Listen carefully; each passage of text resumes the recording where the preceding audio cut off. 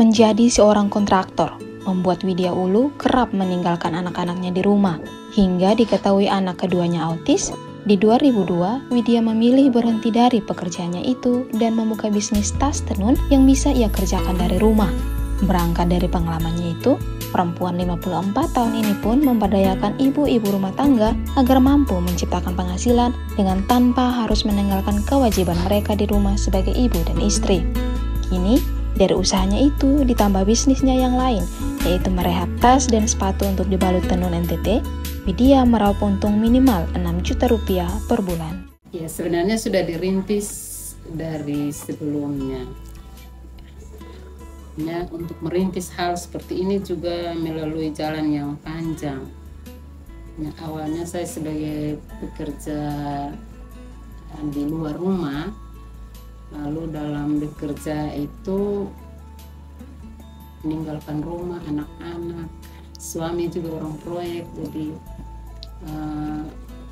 ketika anak kedua lahir itu cacat, maka masih juga bekerja, tapi dipikirkan, aduh kalau begini terus bagaimana dengan anak-anak selanjutnya. Hanya berpikir untuk biar berhenti bekerja dan fokus urus anak. Dari hal inilah yang memberi motivasi untuk bagaimana supaya kita itu bisa membina, mendidik ibu-ibu supaya jangan bekerja di luar rumah. Mereka bekerja di rumah sambil mengurus keluarga. Semua perempuan itu harus duduk sama rendah, berdiri sama tinggi. Artinya kita semua perempuan sama.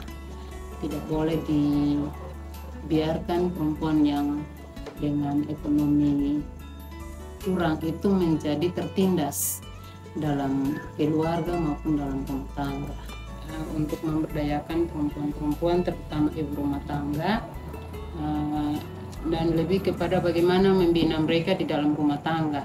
Jadi mereka tidak harus bekerja di luar, karena nanti rumah tangga mereka bisa terbengkalai, anak-anak tidak bisa terurus. Melakukan kegiatan seperti ini justru kita berupaya untuk menghemat waktu, melakukan pekerjaan rumah tangga secepatnya sehingga kita juga bisa melakukan pekerjaan produktif yang bisa mendatangkan penghasilan. Sebenarnya punya hobi sih, kesukaan. Karena kalau bukan hobi berarti sekolahnya kan teknik bangunan, tapi dalam pelaksanaannya bisa terus makanan-makanan, bisa menjahit, dan itu satu hobi yang menjadi rutinitas, kesukaan gitu, jadi suka saja. Terus kalau kita lihat orang-orang yang, kita juga susah sih, tapi lihat orang lain yang susahnya seperti tidak berdaya, sangat terdorong untuk bagaimana kita buat dia dalam satu kelompok kecil untuk kita kasih belajar dia sehingga dia juga bisa tahu, oh iya ini ternyata proses untuk menjadi perempuan mandiri itu dari begini, dari hal-hal seperti ini. Sebenarnya semua ini didapat secara otodidak, belajar sendiri.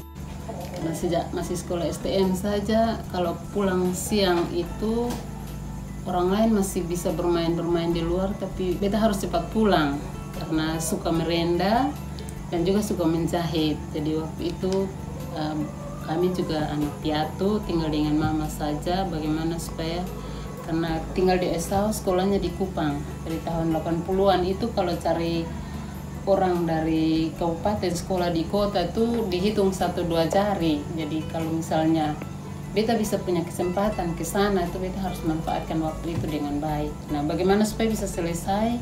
Karena tinggal mama sendiri, mama juga hidup dari berjualan dari pasar ke pasar. Kita harus punya keahlian untuk bisa membantu orang tua, membantu diri kita.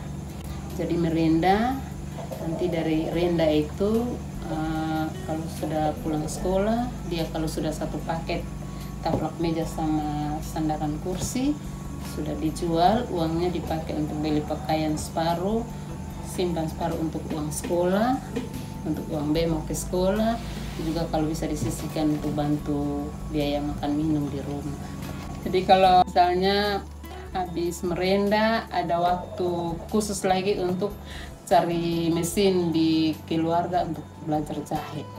Jadi setiap hari Sabtu itu sudah omong dengan ipar yang punya mesin itu, kalau tiap hari Sabtu saya belajar ya. Produknya itu ada topi, ada tas yang mix tenun, ada juga handbag, tote bag. Ada satu bisnis yang namanya bengkel tas dan sepatu.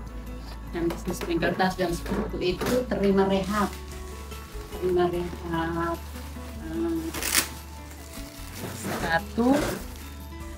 Sepatu ini dikasih dengan tenunan untuk dibungkus dengan tenun. Jadi ini tenunan ini nanti ditaruh ke sepatu. Ini sepatu yang biasa ini dirubah ke sepatu tenun.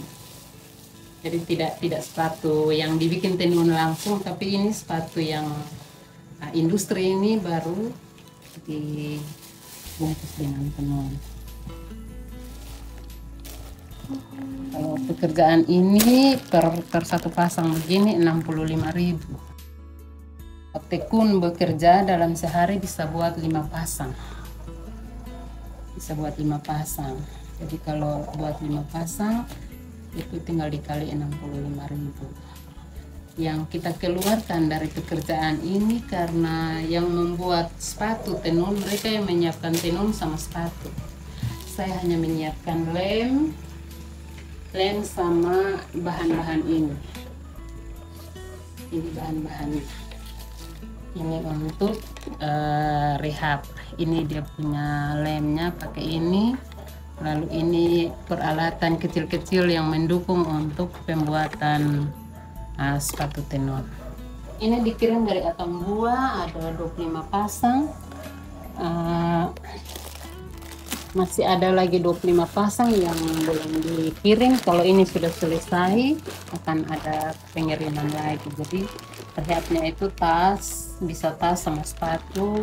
Awalnya bikin sepatu sendiri, diposting. Aduh, oh keren, ibu bikin punya kita. Lama kelamaan dia berangsur-angsur terus sampai bisa bikin izinnya. Bisa bikin izin bengkel tas dan sepatu di bawah naungan UPM Fuafuni. Berterima kasih saja Tuhan bisa kasih hikmat pengetahuan yang meskipun tidak sarjana tapi bisa ada pada posisi ini. Karena merasa bahwa sebenarnya ini didapatkan dengan gampang, maksudnya dimudahkan dari hikmat dari Tuhan. Jadi bagaimana supaya hal ini tidak menjadi milik sendiri sehingga membuat kita menjadi serakah, tapi harus dibagikan supaya berkat kita juga bertambah-tambah dari hal yang lain. Kalau aktif sekali itu pendapatan per bulan itu minimal 6 juta. Kalau mau dibanding harga antara usaha kita dengan barang industri lebih murah jauh, lebih murah sangat jauh. Kalau tas yang model begini saja industri punya hanya 60.000, tapi kalau kita punya harus 150, dan itu pun tidak ada stok. Begitu bikin 10-20 langsung habis. Topi juga begitu. Topi yang di industri itu 75, tapi kita punya tuh bisa mencapai 200.000. Tapi begitu selesai jahit habis. Keunggulannya ialah nilai tenunnya. Lalu dikerjakan oleh tangan manusia, bukan oleh mesin. Tapi keinginan kita masih pada bagaimana kita belajar lagi supaya kita bisa seimbang dengan produk-produk industri. Makanya selalu baru dan selalu baru. Tidak pernah berpikir itu sebagai pesaing. Justru itu sebagai nilai tambah dalam hal pengetahuan. Karena ketika kita melihat model yang dikeluarkan oleh industri, kita bisa semacam ambil model itu, pola itu menjadi modelnya kita. Dan memiliki nilai lebih karena kita menambahkan tenun.